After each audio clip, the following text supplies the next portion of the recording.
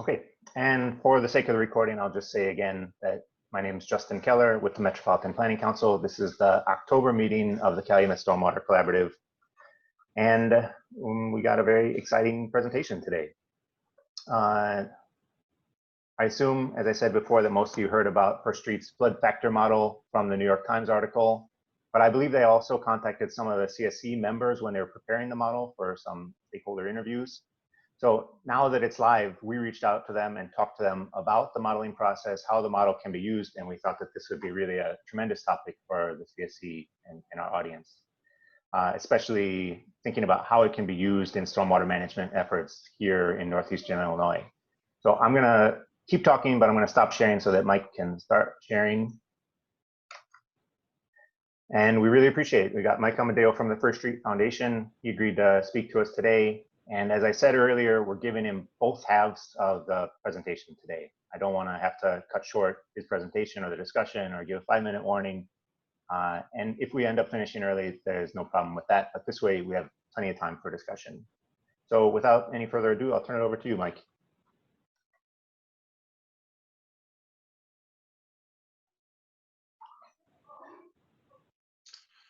Sorry, I just had to unmute myself. Thank you, Justin. Really appreciate the opportunity to be here and speak with you all. I think it's, I'm sure you're a little bit familiar with the flood factor, the model that we've created and hosted through flood factor. And I think it's really important, even for a national model, especially for a national model, to be connecting with local practitioners kind of all around the country. So really appreciate the chance to speak with you all today. I'll try to run through, Justin and I talked about breaking the presentation up in two. So I'll run through a little bit about who we are first, why we're doing what we're doing, kind of where we've gotten to, and what the data is. We'll have some time, I think, for Q&A. And then we'll have a kind of a second round of presentation where I'll try to get into some of the more technical details and the actual methodology of the model. And then some more time for questions on that side of things. I'll try to be a little bit informal too. Happy to kind of answer whatever questions you have. And if the conversation takes a little bit of a different turn, happy to do that too. I can kind of talk on this stuff for hours, so really appreciate the time. So again, just to introduce myself, my name is Mike Amadeo. I'm the Director of Data Science at the First Street Foundation. We are a nonprofit in New York. We're about 25 or 30 people at the moment. In addition to being a data scientist, I'm actually a licensed civil engineer in the state of California. I've been practicing green infrastructure design, stormwater management, flood control for over 15 years.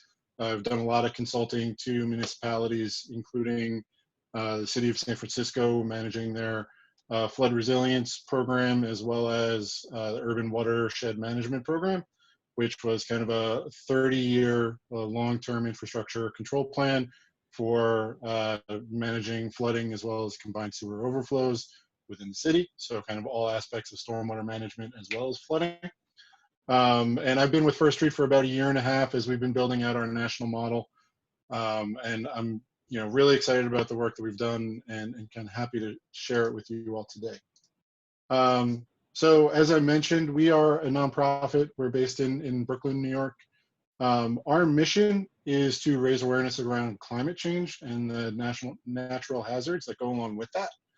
I'll talk a little bit about why we're starting with flooding in a minute, but in order to communicate risk around climate change, we need to quantify the risk for various natural hazards, flood risk being a primary one of that. But we also have to start with a baseline of what is the risk that everybody has at the moment. And that's something that at the property level is not really well understood throughout the country. Certainly some areas are better mapped than others. But there is no sort of comprehensive, cohesive, nationwide picture of flood risk. And so we, First Street Foundation, decided to kind of bring together a lot of information in order to create that picture. So why we chose flood, as I mentioned, we're kind of a climate organization, more so than specifically flooding. But why we chose flooding is because flooding is the costliest natural disaster in the United States. Since 1980, flooding has cost over $1 trillion in damages, which represents over 60% of the costs of major natural disasters in that time. So flooding is certainly the biggest impact for natural hazards, if we can kind of work on that. And then also, flooding is one of the first natural hazards to actually see the effects of climate change as well. Some of the first work that the First Street Foundation did was around tidal flooding and surge-related flooding. So especially as sea levels rise, which has been shown over the last few decades that mean sea levels are increasing. As those sea levels rise, there's greater impact along the coasts to sunny day flooding or nuisance flooding. So in addition to sort of the king tides, different parts of the country are being significantly impacted every month on sort of major tidal events. And so what we were able to do was, by quantifying through quantification of the number of days that you might experience flooding in various locations and neighborhoods that are already happening, we're able to show where these impacts were a problem. And also through analysis tying together 15 years of real estate transaction data, we're able to show a significant loss in appreciation in areas that experienced nuisance flooding compared to areas that did not. So this is an effect that we've already seen. This was linked to actual flooding of homes, as well as road flooding and neighborhood flooding sort of in and around various homes. So this was a quantifiable, measurable impact that we're already able to identify. But we didn't want to stop there. We wanted to bring this sort of information to the entire country. We did this for the East and Gulf coasts. We were starting to work on the West Coast, but we didn't want to just work in the coast. We wanted to give a complete picture of flood risk for the entire country. And that meant scaling up our operations and creating a national flood model. Part of the reason this is also beneficial is because the only information that's out there right now really on flood risk in the majority of places are FEMA flood insurance rate maps. There are, the rate maps are designed for a particular thing. They are regulatory in their nature. They are designed around insurance in particular. So they give you a clear sense of what your risk is in the 1% annual event, or the 0.2% annual event. But that leaves some information to be desired, right? Because some places might be flooding more often than that. And just knowing whether or not you're in a very large zone is not the most helpful to individuals necessarily. So, and then even in addition to that, the maps themselves, by FEMA's own definition, over 70% are currently out of date, because FEMA's definition is that every map should be updated within 5 years. So we see a very large percentage of the country, the maps are already considered to be out of date. Where FEMA does their maps, they do their maps really well. But then there are also parts of the country that just don't have maps. So our goal is to try to provide full coverage for the entire country so that everyone can know their individual flood risk. In addition to some of those limitations, FEMA maps are also not necessarily strictly hydrological model output. There's a little bit of a political process that goes on. There's an appeals process. So they are not necessarily adopted even as they are immediately made by FEMA and their modeling partners. A good example of this is the Canarsie neighborhood in Brooklyn, near our offices, where the old maps from 2007, which were minor modifications off of maps from 1983, showed very little risk in the neighborhood. When Superstorm Sandy came by in 2012, it inundated a large portion of the neighborhood with surge. A couple of years later, FEMA proposed map amendments that looked similar to Sandy's impact, but were slightly less. Sandy was larger than a 100-year event.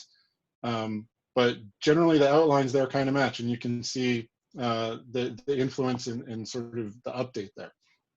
However, the city then appealed, tried to reduce the area that was going to fall into the special flood hazard area. They were successful in that appeal. FEMA accepted it, but it's still not been actually adopted. So this area is still operating off of the 2007 maps. So if you were to buy a home in this area right now, it may have flooded in Katrina, which nobody would tell you, you wouldn't know. And you might even be in the area that is going to require flood risk in the future, even if it doesn't just yet. So there's a big sort of disconnect between past flooding, between modeled flooding, and the actual FEMA maps that get adopted and get put into place that are presented to home buyers and homeowners as they're going through real estate transactions. Another thing that FEMA does not account for in their modeling, they're specifically not allowed to, is the influence of a changing climate. Their models are based on current climate conditions, based on a reanalysis of previous years of historic observations.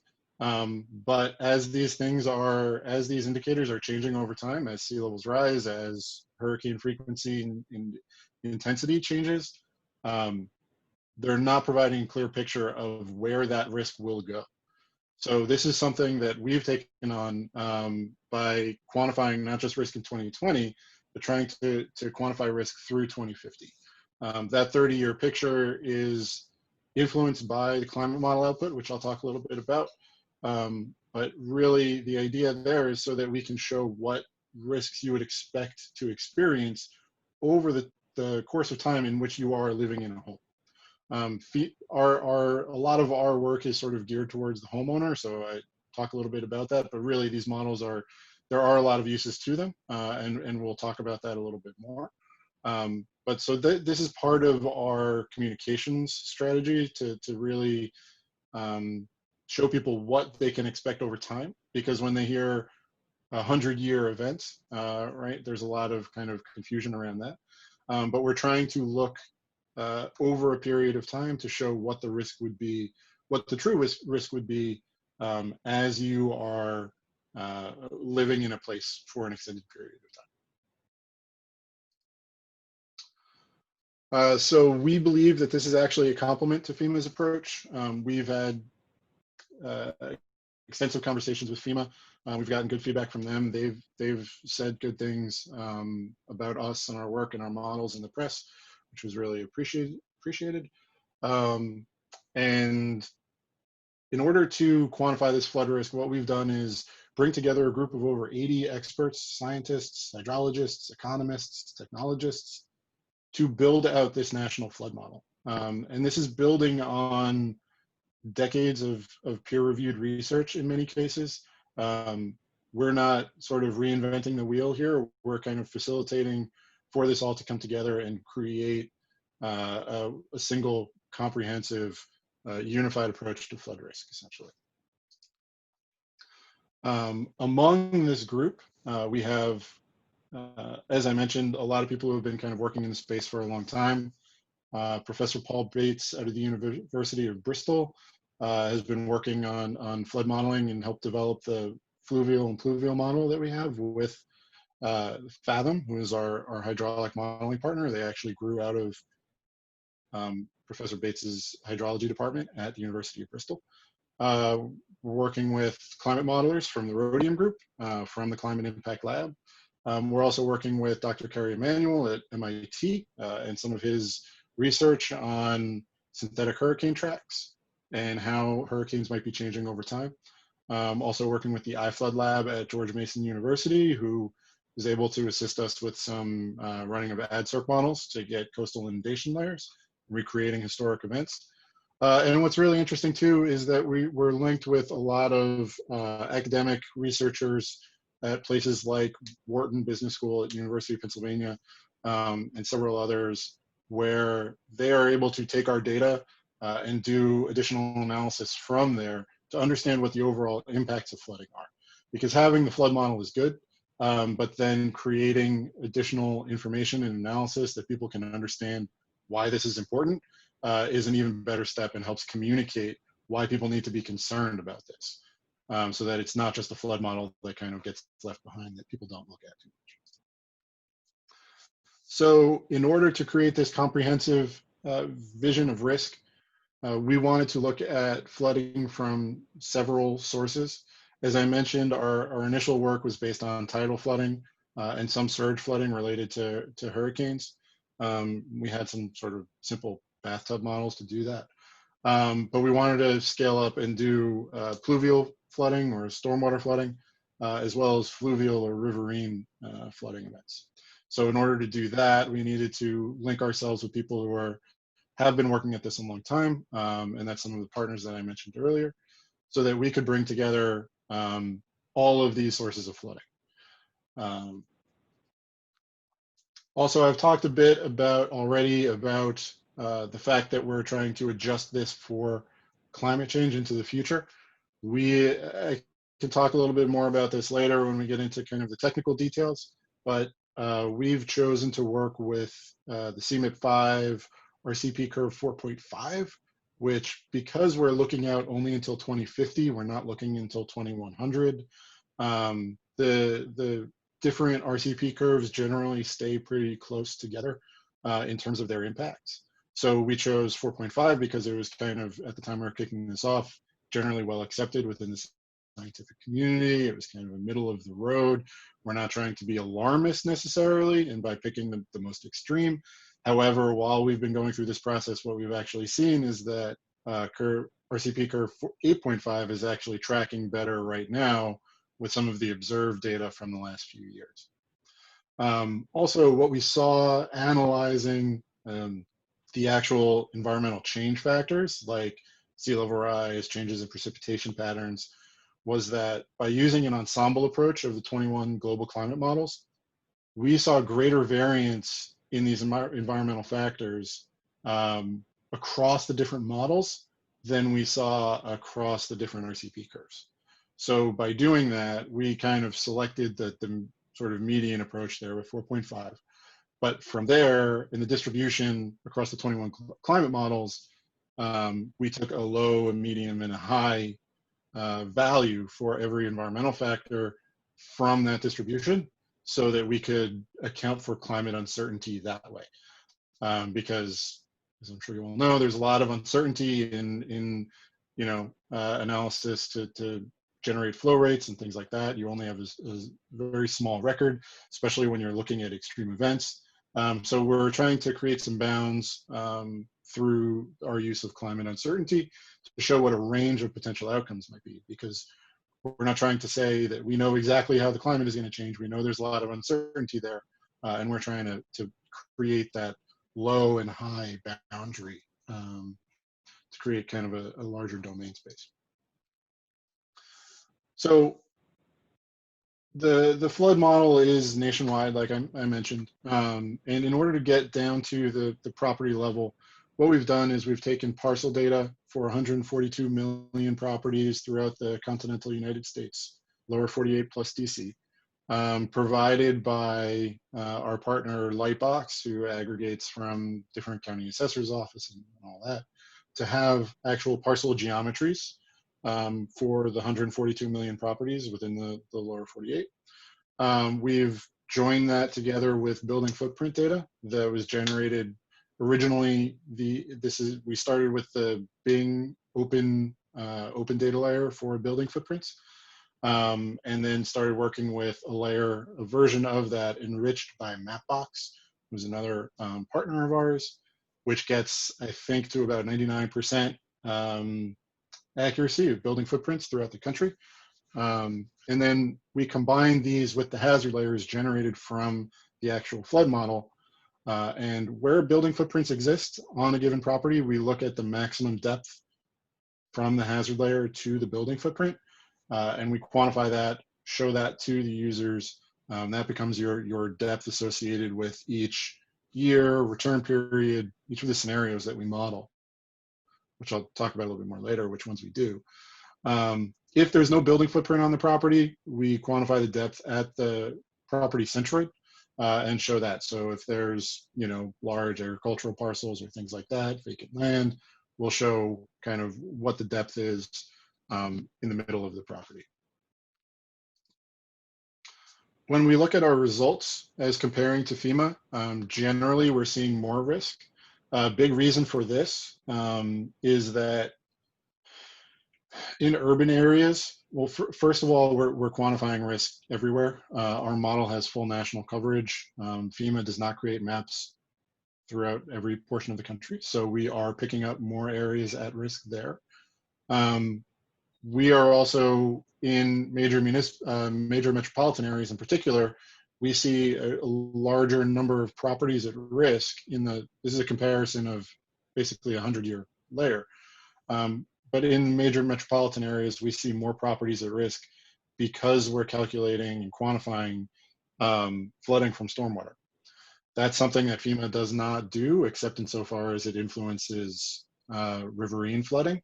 So we are able to actually extend risk areas further away from rivers and coasts and into more urban areas. We have some assumptions around that we can probably get into later when we talk about the technical modeling piece.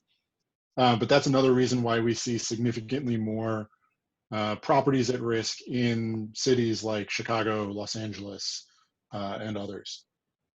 There are areas where we are also showing less risk than FEMA. In most cases, that comes down to a couple factors that kind of work together. One of which is the way that we account for flood control structures and stormwater management structures. In a lot of cases, especially like levees, if a levee is rated for a 100-year event, we don't allow flooding to occur within that because we're assuming that no water gets in. Whereas FEMA's regulatory zones in a lot of cases will still count all those areas at risk in the 100-year event in the case of a levee failure or something like that. There is definitely risk from being behind a levee. But so this is where in some of the areas, especially along major rivers, like we see in Mississippi there, you can kind of see it jumping out. We have slightly less risk than FEMA. The other piece of that is also that we're not drawing large zones the way FEMA does for regulatory purposes. We're showing actual inundation. And so that kind of level of precision sometimes means that there are properties that are within the special flood hazard area that we just don't show inundation at the building footprint and things like that. So that's another reason why we sometimes see less. Generally, we see a bit more risk as compared to FEMA.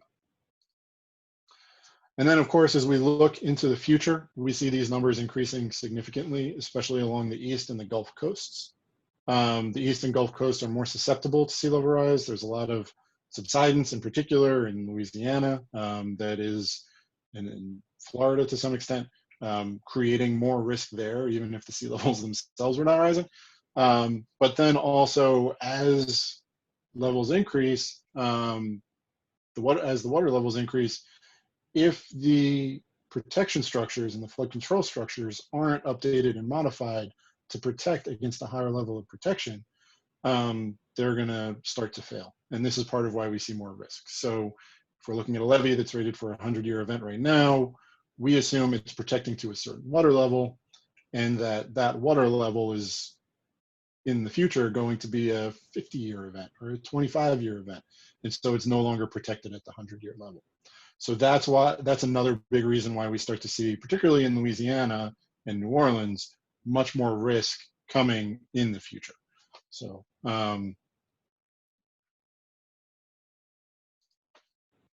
then I'll kind of wrap up the first portion of the presentation a little bit here. We are, again, we're a nonprofit.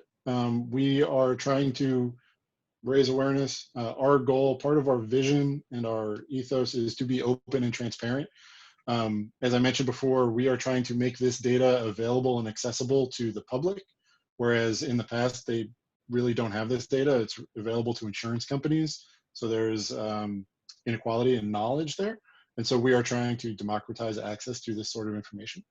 Part of that is also being open and transparent about our methods. I've mentioned this is all built on peer-reviewed research that's been published in the past. We have some additional publications right now that are in review that should be published within the next few months, but that's kind of a long process. So we have also made the methodology document available on our website, firststreet.org. You can go there. check it out. It's quite a long document, but feel free to take a look at it, skim it, dig into some of the details in various locations that might interest you. And definitely open to feedback. We do even quantify and list out our model limitations. Those are things that we're working on and we're trying to actively improve for future versions of the model. And we are trying to actively update the model. So we released the model in version 1 of the model, I should say, in June. About 2 weeks ago, we pushed our first update, version 1.1. It's kind of a minor update, not really hydrology updates, but a few things that we caught as we were coming up to launch that we could adjust quickly. But then we're also working towards a version 2 next year, where we'll have more hydrological model updates to address some of the limitations that we do have. So we're open about our methods. We're open about the strengths and weaknesses of the model. I'm happy to talk through some of those. And then ultimately, we're showing the data on flood factor, which is a kind of public-facing website. It's geared towards homeowners, residents who want to understand their flood risk. We tried not to get overly technical there. We're trying to do some education. But then we also have additional sites that, mostly on First Street's website, that get into more of the technical methodology and some of those details, the research and all that. So I'd encourage you to check that out. And then I'm just just need to get to the bottom slide. We also have an API that serves the website. And the API is also available for nonprofits, for researchers, for academic institutions, who are doing additional research for non-commercial purposes. And then we're also making data available through the API to commercial users who would be using it for more commercial purposes. So we can talk through some of those use cases as well. But generally, we want to get the data out. We want to make it available. I think there's a lot of uses for this. It's a really good way for people to start to understand their risk. We're hoping this is kind of a jumping off point for people. As you are all practitioners, you understand that, models work well at different levels and for different things. We're not trying to replace local knowledge. We're trying to work with practitioners to understand and municipalities to understand what's actually happening in some of those areas. We'll talk through that in some of the methodology portions of the presentation. And this is not a replacement for detailed FEMA maps. It's not a replacement for municipal modeling of their individual storm drain systems. However, we think this is a pretty good jumping off point for people to start to understand what flooding is, learn where they can go to find out more from their local practitioners, floodplain managers, municipalities. Obviously, we do want it to be as accurate as possible, but we can't be modeling every storm drain system throughout the entire country. We feel we have pretty good accurate representation of different areas. There are areas where we're working to improve. And we're generally happy to solicit feedback from people. There's a lot of customer response capabilities within the website where people can give us feedback of, oh, my house doesn't flood, you missed this drainage ditch over here, that sort of thing. And also submit data around where there are flood control projects that maybe we don't know about. We do have a database of over, I believe it's 23,000 flood control structures throughout the country, but there's a lot that aren't in there. So we're definitely open to receiving more data and continuously updating our model to more accurately represent risk. So I think I'll kind of stop the first portion of the presentation there.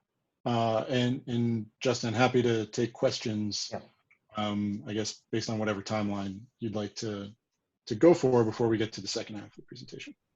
We're doing great on time, so I say we take as many questions as come in, and maybe there won't be that many, so we'll just see. So anybody that does have a question, just put in the chat box the word question, and I'll call on you.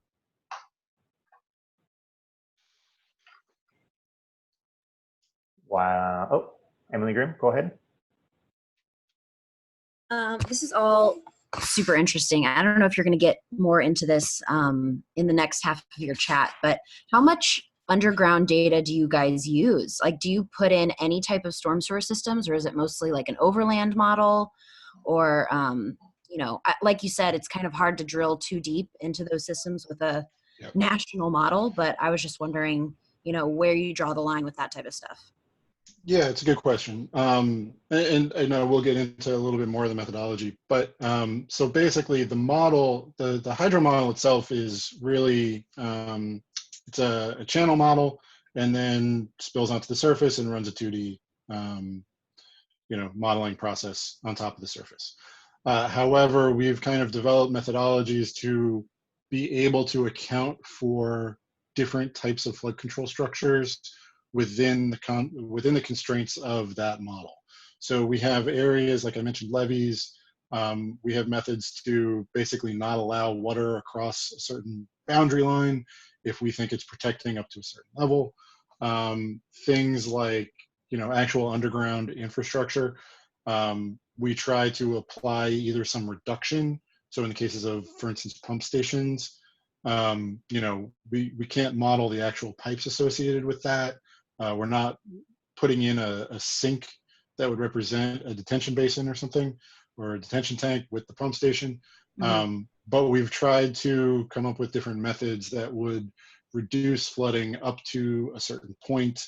So with pump stations in particular, we look at what the flooding would be if we think it's equivalent to, based on documentation from local agencies, if we think it's equivalent to, say a flow you would experience in a 5-year event, we drop the flooding that you would see within the service area of that infrastructure by the equivalent of the 5-year depth.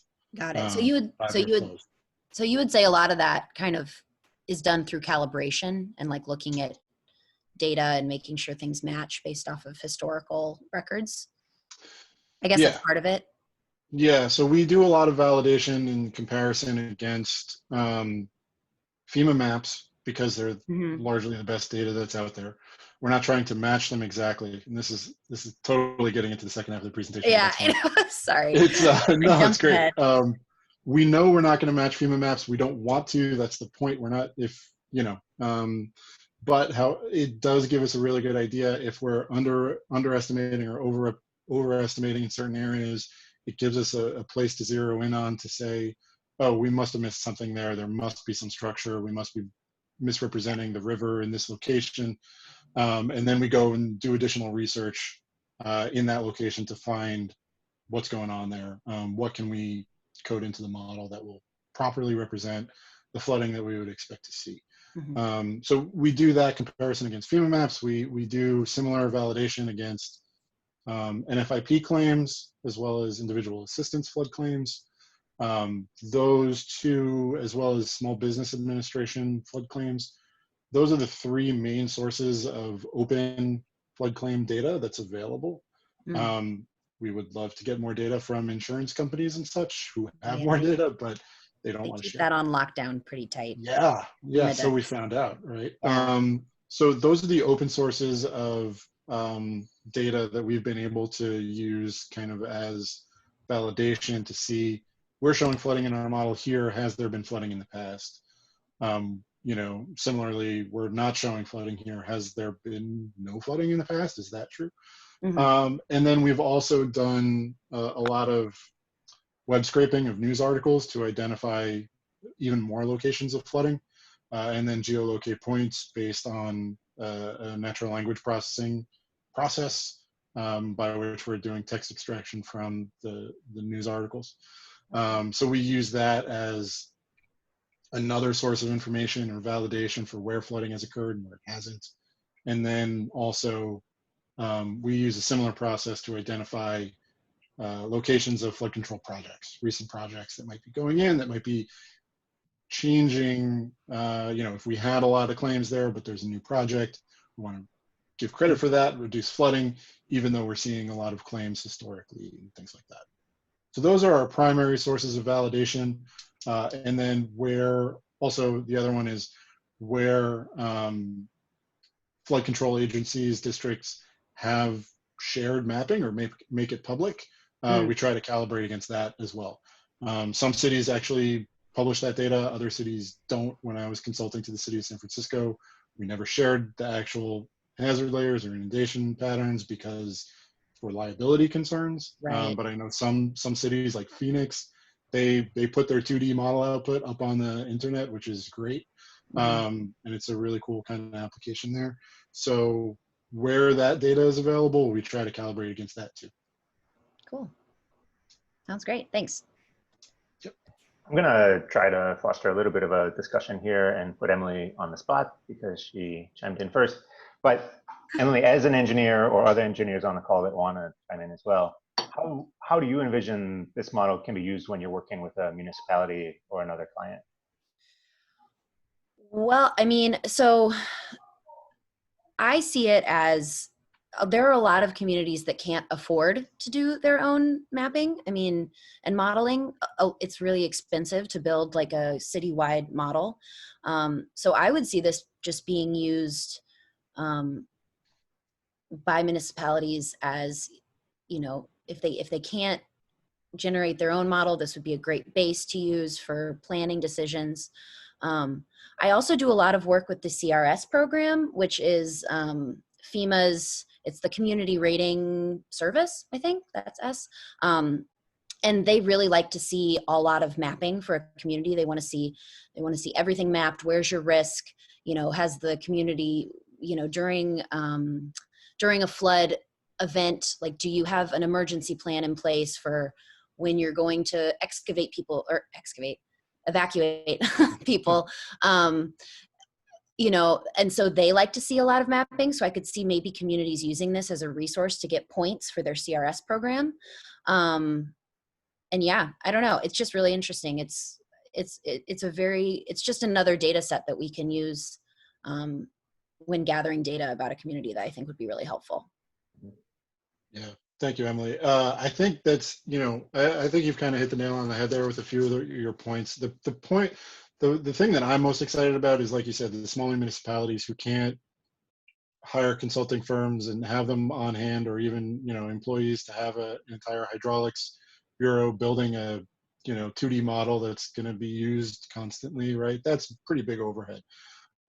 So I think it's a really great tool for smaller municipalities and agencies who don't have the resources available to do that, but can start to get a picture of risk and know where to look and where to study in more depth, as opposed to trying to do everything for the whole city all at once.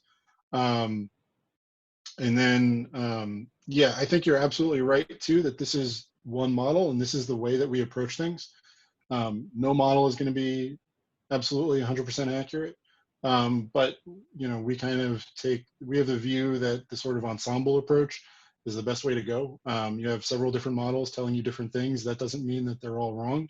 It means you can learn different things from each one and get a better picture of risk overall. So we're trying to put more information out there, not to confuse people, but to kind of help educate and give them another piece of information to look at from which they can make judgments and decisions. Okay, great. I don't see any other questions in the chat box, so why don't we move on to the second part of the presentation, Mike? Sure. Everybody can still see my screen, right? Yes. So I'll try to get into more of the data and the actual, some of the mechanisms by which we actually model and what we're showing. Excuse me. So we start with input data, typically open federal data sets. Again, we're open in our methods and everything. We're working with basically federal data. We start with, for precipitation, we're working with Atlas 14 data. That doesn't cover absolutely everywhere. I think state of Washington doesn't have it, but, you know, we're able to work from there and get most of the country covered. We're trying to start from standards as well. We're not trying to do something necessarily different with the underlying data, or, you know, we want to kind of start with what are community standards for this sort of thing. For the rivers, we're working with USGS stream gauge data. For the tides, NOAA tide gauge data. The elevation data is a particularly important one. We start with the USGS National Elevation Data Set. We do supplement that in cases where we know it's either old or we feel like it's not accurate. We supplement that with local high resolution data sets. For the NED, we try to get the 3-meter data generally, and that is available in most parts of the country right now. The West is not so good with the elevation data in the NED. Certain portions of the coast are also not so great. So that's where we've done some updates with local data sets. For the climate forecasts, we start with the CMIP-5 climate models, 21 models using RCP curve 4.5, like I mentioned. The historic data, I mentioned the NFIP flood claims, the individual assistance claims, the Small Business Administration flood claims, and then also USGS high watermark data associated with specific events, whether they be riverine flooding events or coastal events and hurricanes. And then using hurricane data, so for our forecasting, we're using synthetic hurricane tracks created by Dr. Kerry Emanuel out of MIT. Which is really exciting because it gives us a chance to show risk better where it could possibly occur throughout the coasts, because these are very rare, infrequent events. They significantly impact the historical record, so strictly doing a reanalysis of the historical record doesn't give the fullest picture of risk. So by working with the synthetic tracks and sampling from those, we get a clearer picture of risk all along the coast and where hurricanes could occur, not just where they have occurred. And then, as I mentioned before, we're working with property data from Lightbox, the building footprints from Mapbox, and Microsoft's Bing layer. And then we have a FEMA flood zone designation, which is just an estimation. We've got that provided by Massive Cert, who does the designations. It does not include all of the lomas. It's really just based off of the zones and the geometry of the zones. So we know that in some cases we're maybe overrepresenting the SFHA, but it's definitely working for us pretty well at the national level. So the actual model starts with, we have a fluvial and a pluvial model. I mentioned before our hydraulic modeling partners is a group called Fathom. They're actually out of the UK. They grew out of University of Bristol's hydrologic modeling group. The model actually runs its calculations at 30-meter resolution.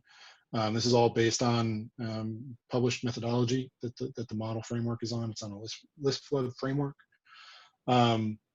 The calculations, as I mentioned, are run at 30 meters and then downscaled to 3 meters, which I'll talk about a little bit too. That's why it's really important for us to have the 3-meter elevation data from either NED or from other sources, because we want to be as accurate as we can there. The hydrography in the model is based on the NHD plus. So I believe that's version 2. So that's very recent, although certainly some portions of that are actually older data. But it's pretty recent data and very specific, which is great. And we've seen noticeable improvements in the model in certain locations by using the NHD plus data. The fluvial model is not a rainfall runoff model. It's based on a flow frequency analysis at the USGS stream gauges and at every catchment that's defined within the model and created within the model. So that estimates volumes and flow rates at each of those points at the various return periods that we model.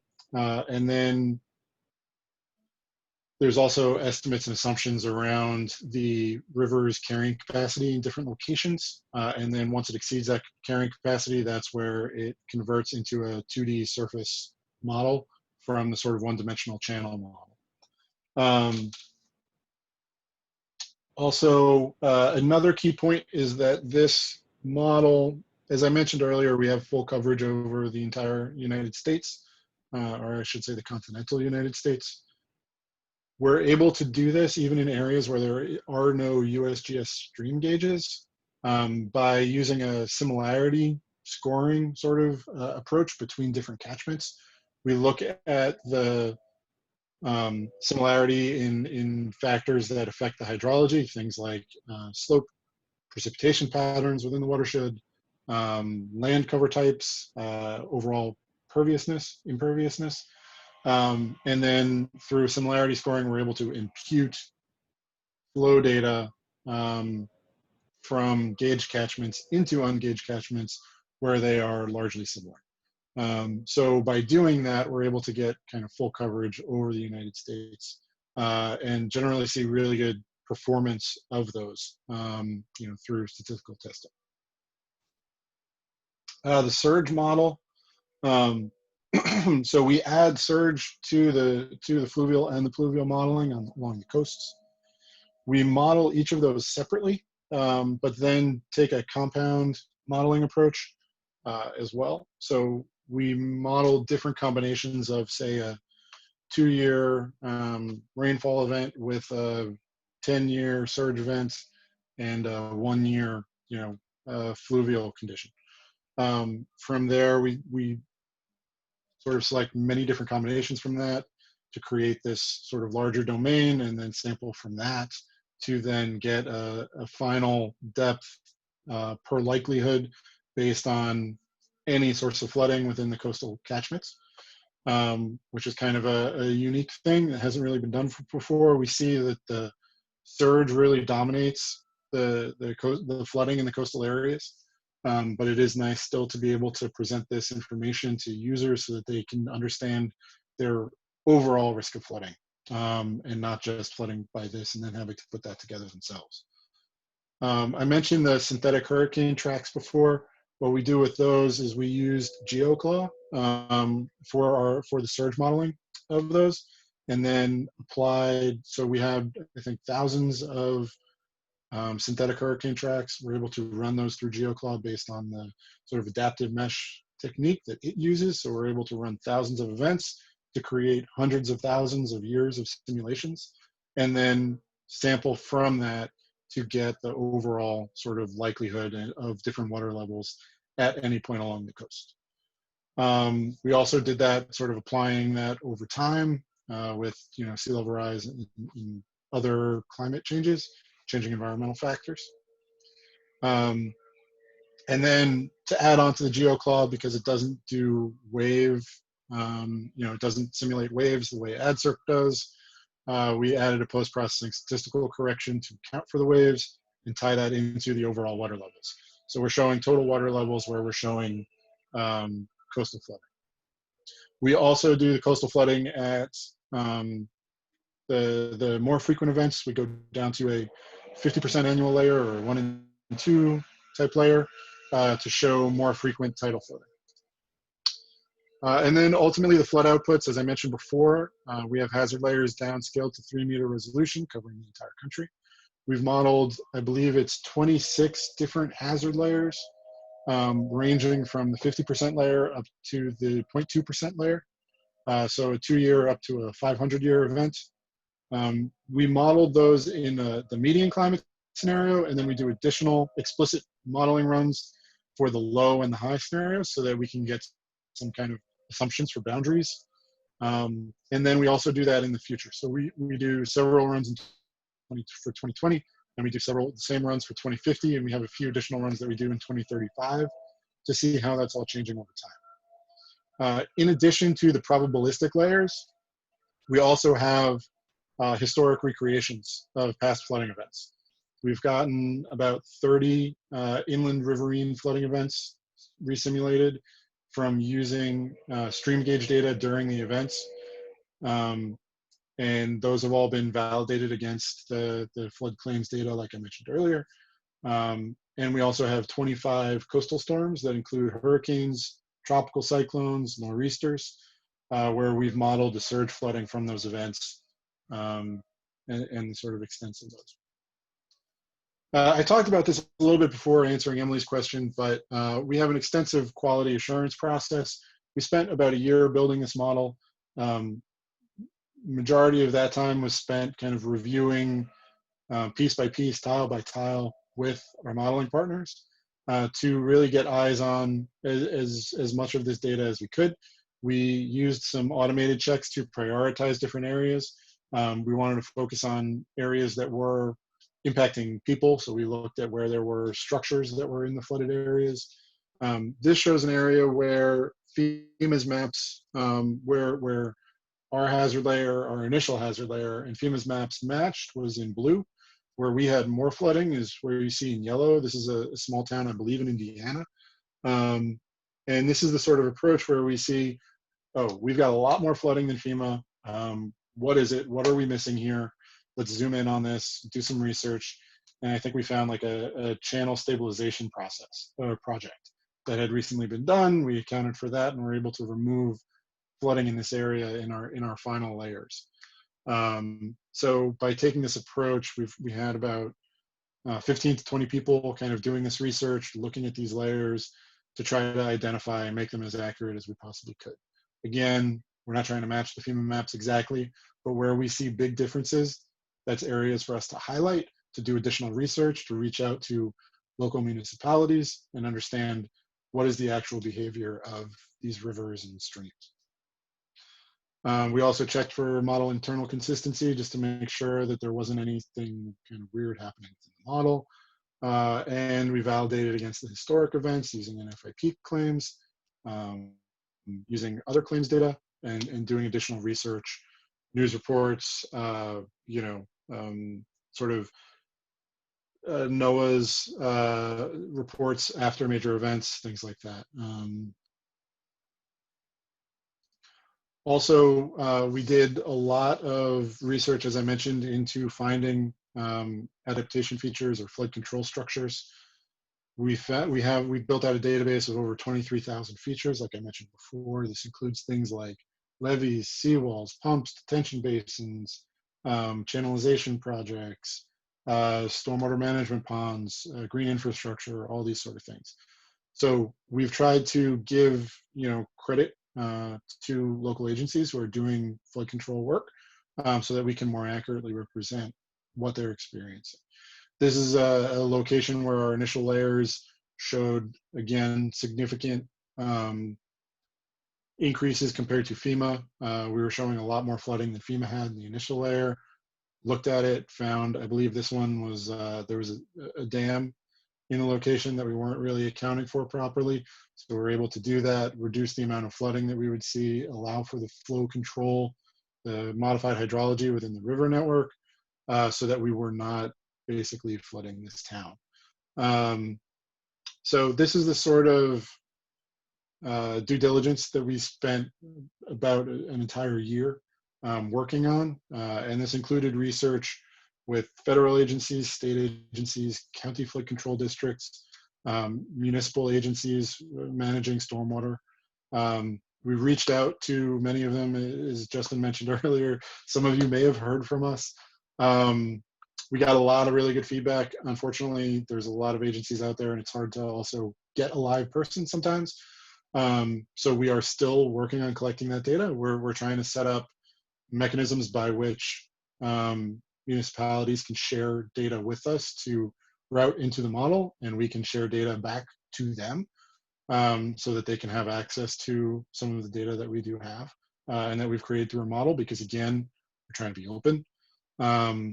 And cities are not commercial entities, so we do want to share data back to cities and counties and flood control districts. I mentioned the historic recreations that we had on the inland, the riverine events. We worked off of USGS stream gauge data associated with the particular event. However, to account for the uncertainty of gauge readings in extreme events, we ran several different realizations. So we took the gauge reading, tried running that, tried running 75% of the gauge reading, tried running 150% of the gauge reading to see what that flow would look like in terms of inundation. And then we validated all of those simulations against the NFIP data, against the individual assistance claims, high watermark data, to try to find the most accurate representation. And then recreated statistics based on these hazard layers, similar to we did the probabilistic hazard layers, so that we can tell users that there's some likelihood that this house flooded in a particular event, which we're really excited about, and we've gotten pretty good feedback on. On the coastal side, we ran AdCirc swan models to recreate the water levels during the hurricanes and nor'easters. Then we took that and interpolated that over high resolution elevation models to get the sort of inland inundation that we would expect to see. And then similar approach to inland, validated that against USGS high watermark data and the flood claims to try to narrow down and make sure that we're in the right places. We also compared all of these events against the database of flood control structures that we built to see if basically the structures were working and removing flooding in certain areas, so that if a levee held, for instance, like this image is of a flood in Omaha from spring of 2019. This is, so we were able to identify sort of which levees along this area held and did not flood, and which ones did overtop and did flood. And there was a few that we found that actually the levee failed, so they weren't even getting up to the return period that they were saying they were protecting to because of structural failure. So we were able to do some recreations based on all that data. As I mentioned, we have a specific set of events that we model explicitly through the hydro model. But then through statistical analysis and doing some testing, we're able to identify a pretty strong log linear relationship between depth and probability. So from this, we're able to apply this in 2020 and 2050 for every property to get a sense of what the flooding would be at other likelihoods. We can also use this to find out what the probability or likelihood is of achieving a certain depth of flooding. So we can tell you that even if it's not seen exactly in the 100-year event, we know that there's, say 37% likelihood of receiving 12 feet of water, or excuse me, 12 inches of water, or something to that effect. From those two endpoints of 2020 and 2050, we also do some linear interpolation across time, so that we show how how a changing climate would impact flood depths and likelihoods over time. And then this allows us to provide a lot more coverage without actually doing all of the explicit modeling, which is very compute heavy. And then finally, so from there, we have our statistics around likelihood, depth, and cumulative likelihood. So we show not just the annual likelihood, but what would be the cumulative likelihood over time, over time of flooding, because people don't just live in a place for a year. It's, if the chance of having a 100-year event over the course of 30 years is it's about a 1 in 4. When you communicate it that way to people, they kind of understand it a little bit better. It's not, oh, that'll happen in 100 years, that'll never happen to me, which is kind of a misconception around the probability. From those statistics, we generate our flood factor score, which is on a scale of 1 to 10. 1 is a minimal. It means we don't see any flooding in any of the scenarios we model. That doesn't mean there's no risk at all, but we consider that to be minimal risk. And then we look at the 6 different depth thresholds. Like I mentioned, we look at what is the likelihood of exceeding 24 inches or 12 inches. We rate each property for each of those thresholds, and then take the most commonly occurring value from this table of what you would expect to see, and then that gives every property a score from 1 to 10. So we have a lot of statistics going on, we have a lot of different depths, but we try to simplify it for users to put it on a simple 1 to 10, so that they can first understand, is it significant risk or not? And then they can start to dig into some of the more detailed information to know, what does the 100-year layer look like? What does the 500-year layer look like? What does the 5-year event look like? And what can I expect over time? And then there's the website. We serve all of this data on the website at the individual property level. It includes the historic information. It includes the probabilistic information for every property. We show the cumulative likelihood over time. And then we also show pages not just for individual properties, but for census designated places. We look at zip codes, city, county level, state level, and that's all included within the website so that you can look and see, the city that you live in. This is what the overall risk is. This is how many people are at risk, how many properties are at risk. And then you can kind of get a sense of how your property compares against some others, and where are areas within a city that have very minimal flood risk versus where are areas, neighborhoods that have more significant flood risk. I already kind of talked about our API in the first half of the section, but we do share all of this information through the API. The API is what serves the website, as well as making the data accessible. And that's it. Happy to kind of talk through more questions. I'm sure now that we're talking about the methodology, people would like to probably know a little bit more, have more specific questions. Thanks, Mike. Yeah.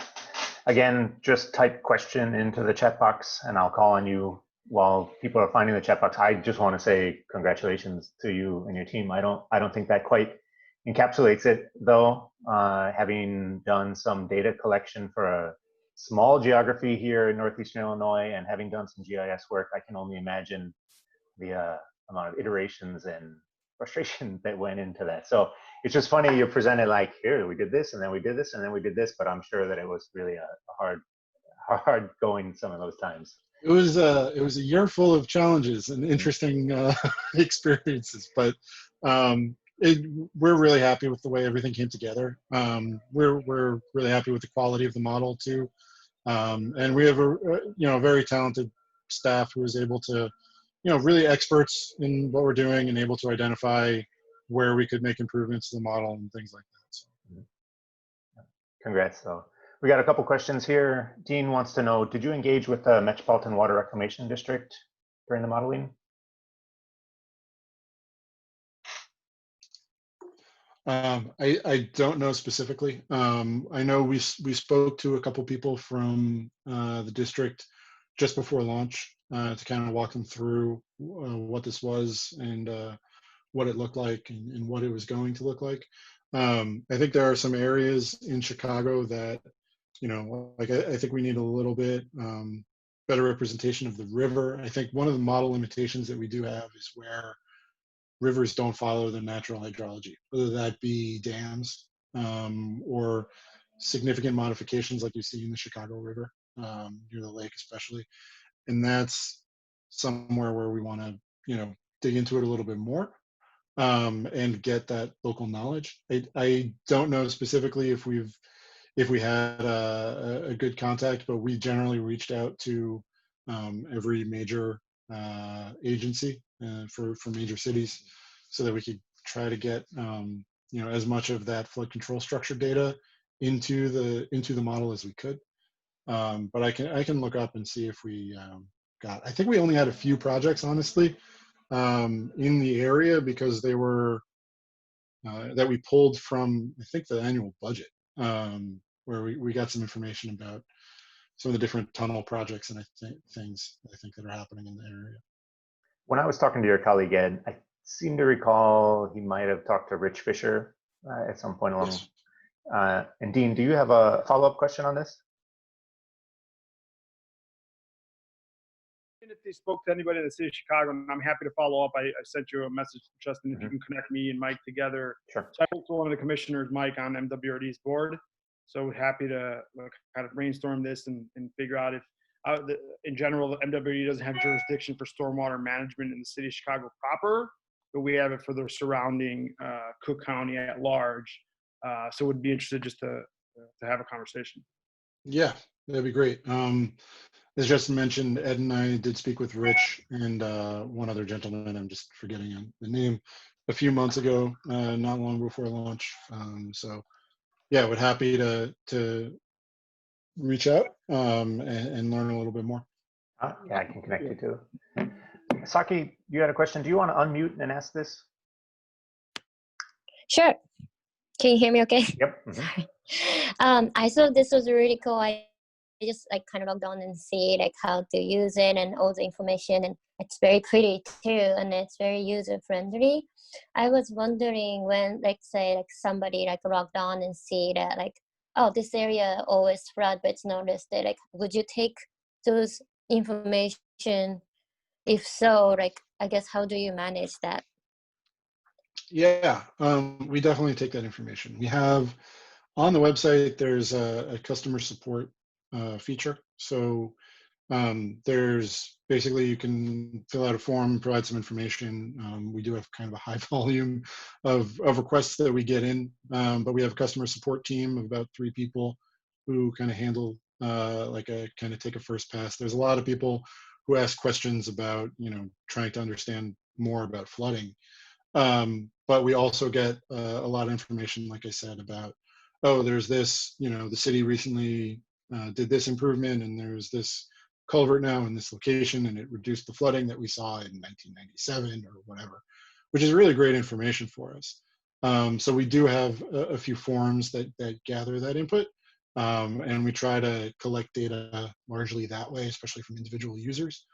As I mentioned, we are trying to work a little bit more hand in hand with some of the municipalities and stormwater management agencies to get larger amounts of data and information. So, for instance, if we connect with MWRD, that would be slightly separate. We're not going to ask them to input stuff into the website. But generally for users, if they know something, we encourage them to go through our customer support channel. Thank you. I have a question. So regarding that high volume of requests, you mentioned that FEMA's floodplain maps are the product of negotiation and appeals. And I wonder if, since your model has come out, have you had a lot of people trying to get you to change the model in certain areas? Yeah, we've definitely experienced that. We have, reading comments on a website is not unlike reading comments on Facebook or something. So it's really interesting sometimes.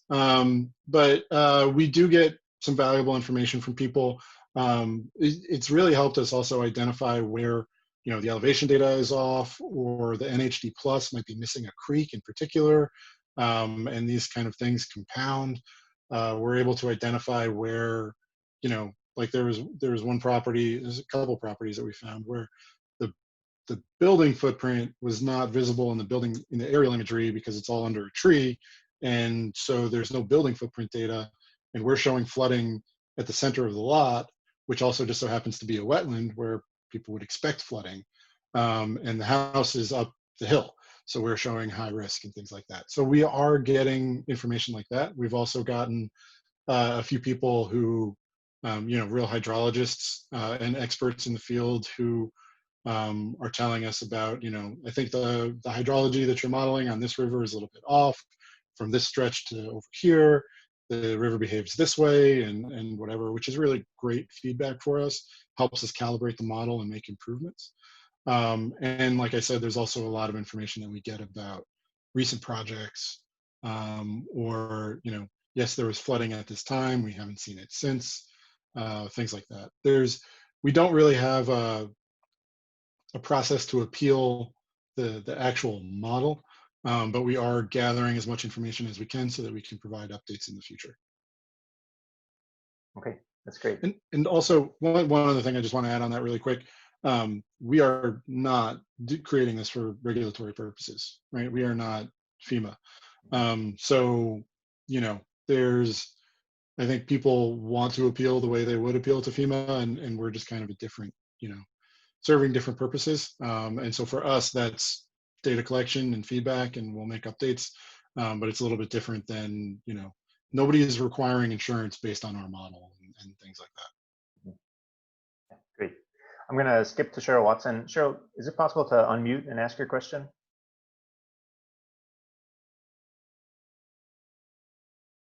Okay, can you hear me? Yep. Okay. Love this information. I was just thinking about this yesterday, that we needed some kind of data capture like this. And the area that I live in is on the south side of Chicago, which is a lower elevation and we've been plagued with sewer backup flooding, and even now more flooding in the streets. And I just wondered if maybe you had any engagement with the city on this area. No, we have not. So the sewer backups is a little bit challenging for us. We can't really model that because we don't have the actual sewer data. And most cities don't share that for security reasons. So, and I know that the backups are a particular problem in Chicago. I actually did a little bit of work a long time ago around that. But no, we can't really get into like backups and basement flooding and things like that from our model. However, I do think the surface flooding that we show does in many cases align with where kind of some of those problems are, just because it's all related to the same hydrology.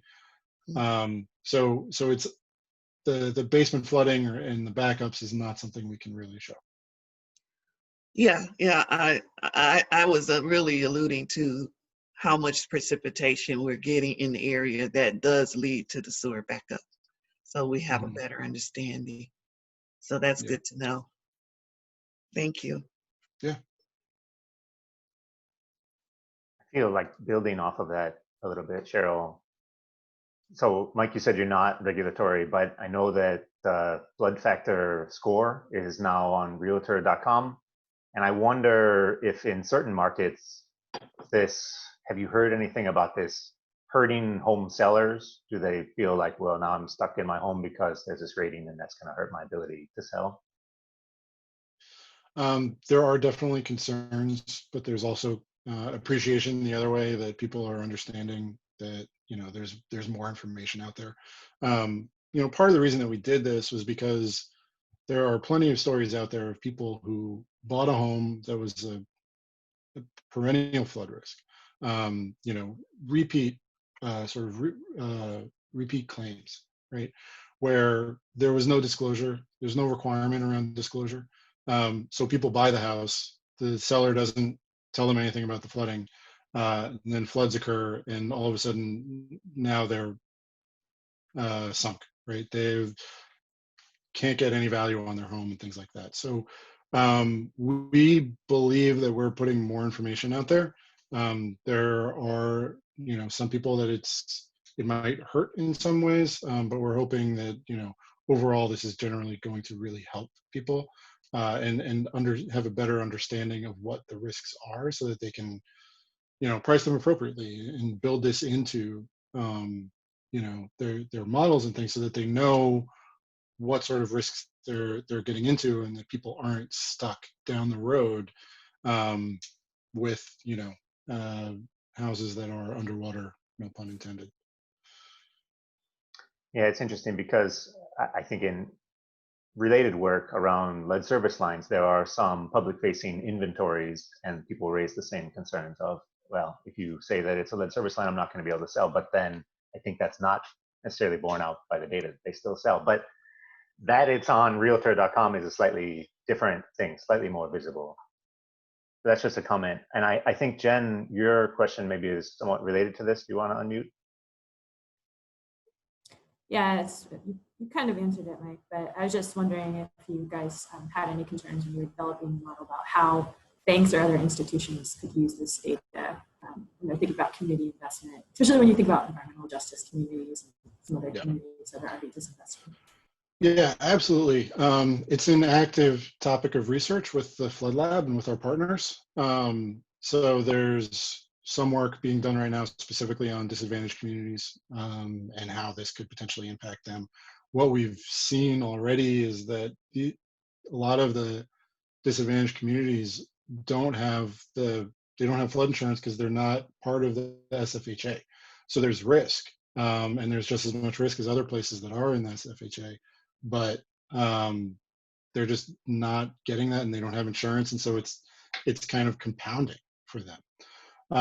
We do think that there is some market correction that kind of needs to occur for this to be properly accounted for, but insurance companies, like I mentioned earlier, really have this data, or similar versions of this data already. And so for us, it's about sort of democratizing access to this information so that everybody has it and not just insurance companies and lenders who then aren't sharing it with, prospective home buyers or current homeowners.